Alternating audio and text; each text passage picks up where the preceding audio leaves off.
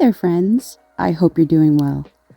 I'm Laura, aka Weird Barbie, and today we're talking about something that sits at the heart of so many MMOs, even if we don't always notice it. Something that keeps us logging in long after the quests are done and the gear treadmill has lost its tread. Today we're asking, what if MMOs are our modern third places? And what does that mean for players, especially neurodivergent players like many of us who find comfort in predictable routines, familiar spaces, and low-stakes social connection?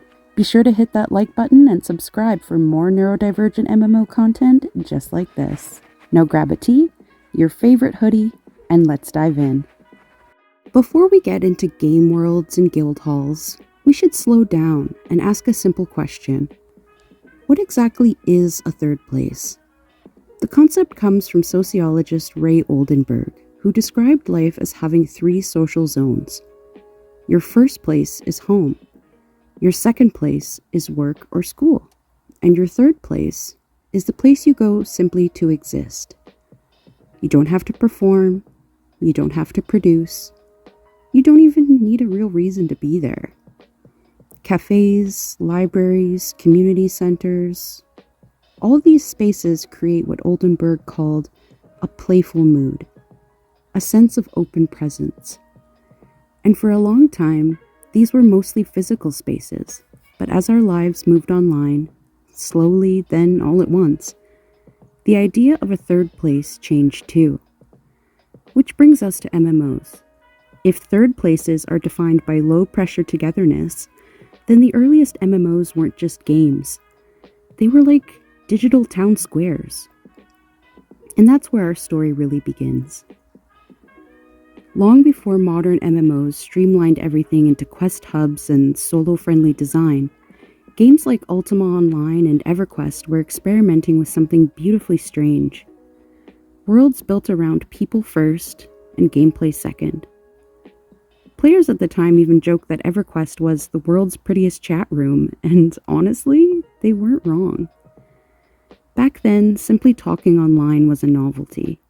It was a little magical, a little chaotic, and MMOs became the perfect playground for it. EverQuest devs openly said the game was designed with long stretches of downtime, moments where your party sat together, waiting for health and mana to crawl back up. And here's the twist. That wasn't a design flaw, as so many people see it today. It was the design.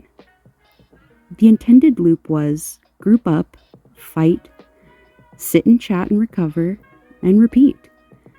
You literally could not play the game efficiently without grouping.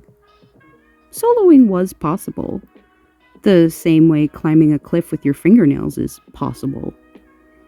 You needed others. Needed a tank, a healer, someone to crowd control, someone who knew the dungeon. And all that necessity created social friction. But the good kind. The kind that forms bonds. It made strangers into teammates, and teammates into friends. Ultima Online had its own flavor of social magic. Blacksmiths with queues of players chatting while waiting for repairs. Taverns used as roleplay hubs. Fishing spots where people gossiped like in an old coastal town. It was messy, unpredictable, but vibrantly alive.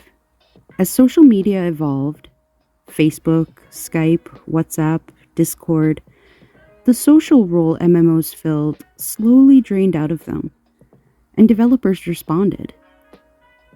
They introduced faster pacing, no downtime, solo-friendly questing, looking for group tools replacing handmade parties, and voice chat replacing typed conversation. Modern MMOs are smoother and more accessible by comparison, but they often feel less like town squares and more like single-player RPGs with multiplayer sprinkled on top. The early worlds might be old, but they left a blueprint. And that blueprint leads us straight into the heart of the third place idea. So what happens when you take all that early social glue and you build bigger, more polished worlds on top of it? Well, you get something quietly powerful. Most people imagine MMORPGs as being about raids, gear, boss mechanics, grinding, and big DPS numbers. But the emotional core of an MMO? It's surprisingly domestic. It's in the little rituals. Sitting at the bank, fishing together, crafting side by side, dancing on mailboxes for gold, or just waiting for a friend to log in. These moments aren't about progressing your character. They're about settling into the world. Over time, these routines stop being content and become something more personal. A pattern, a rhythm, a place where your brain feels safe. That's when an MMO quietly becomes a third place. And sometimes it's not even the talking that matters. It's simply being around others. One of the most gentle, underrated features of MMOs is what I like to call ambient companionship. You don't have to talk. You don't have to be in voice chat. You don't have to mask or decode facial expressions or navigate small talk. You can just exist near people. It's sort of like sitting in a cafe with strangers, except with armor sets and silly emotes. For neurodivergent players, this is huge. MMOs offer typed chat that you can edit before sending, social interaction at your own pace, the ability to step away without an awkward exit, and community without performative pressure. It's socializing with training wheels, cushions, padding, and adjustable difficulty. And the comfort of an MMO doesn't just come from the people, but from the routine. Third places thrive on repeated rituals. And MMOs are basically ritual machines. Daily quests, weekly resets, seasonal events, crafting loops, login rewards, travel routes you take even though there's a faster one, but the one you take is prettier. To some players, these look like chores, but to many of us, especially neurodivergent players, these are anchors. Familiar patterns in an unpredictable world. Your MMO becomes your morning cafe run, the cozy reading nook at the library, or the familiar route you take through your neighborhood home. A place where routine isn't restrictive, it's comforting. But none of this happens by accident. Even if devs don't use the term third place, the worlds they build act like them. MMOs are full of intentional and unintentional design choices that help shape community. Circular cities encourage foot traffic, auction houses pull players together, taverns and rest zones encourage RPing and idle time. Think of iconic hubs, like Limsa Lominsa's Aft Castle, Orgermeyer's Gates, Varrock's Grand Exchange, Lion's Arch, the Nexus, the Fleet. These places aren't just coordinates, they're cultural centers. They're gathering spots. They're our digital town squares. And when you zoom out, you realize these worlds do more than entertain us. They support us. MMOs aren't just games. They're soft infrastructure, platforms for community life.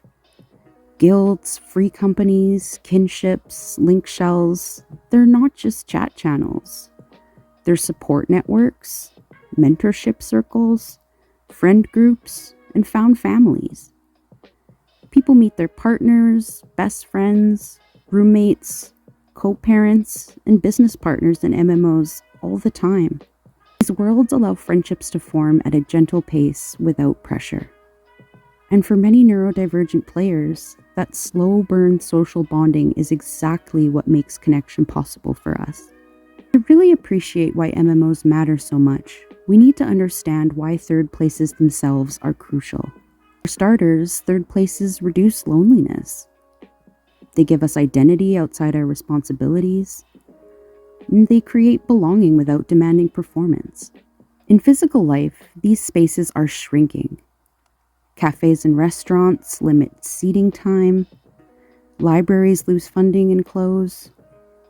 The malls are basically empty now, and community centers can vanish if there's not enough funding. And for neurodivergent folks in particular, physical third places can be overwhelming. They're too loud, bright, and unpredictable.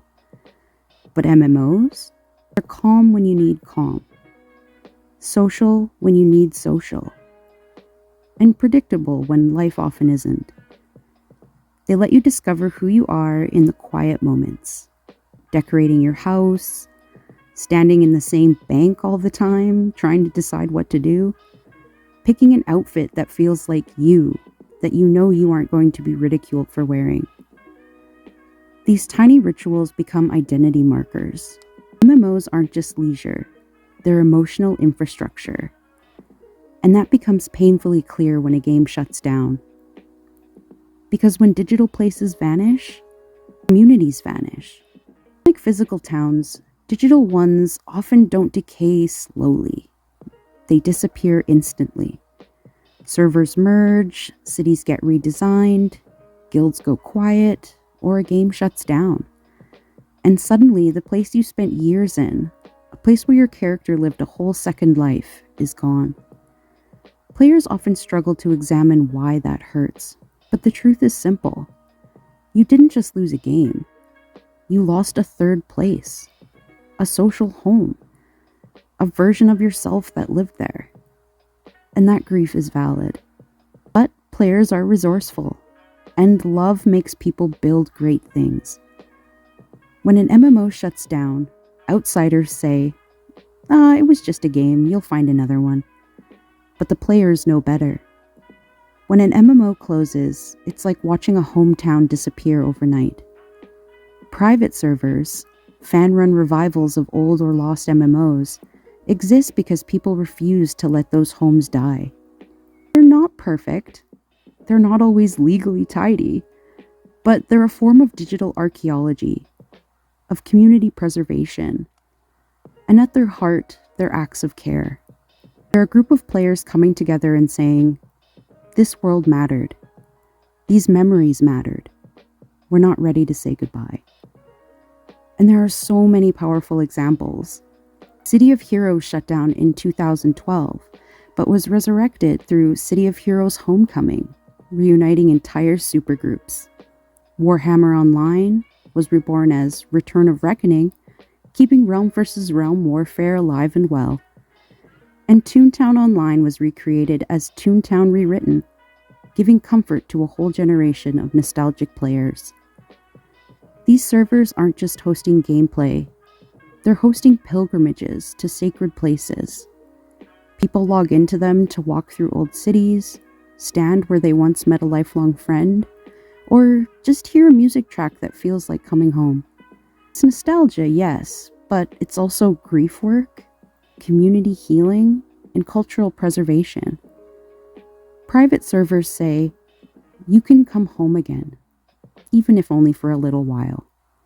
If MMOs can give us that, they are so much more than entertainment. So the next time you're idling in your favorite MMO town, watching the chat scroll by, listening to that familiar loop of background music, maybe take a moment to appreciate it.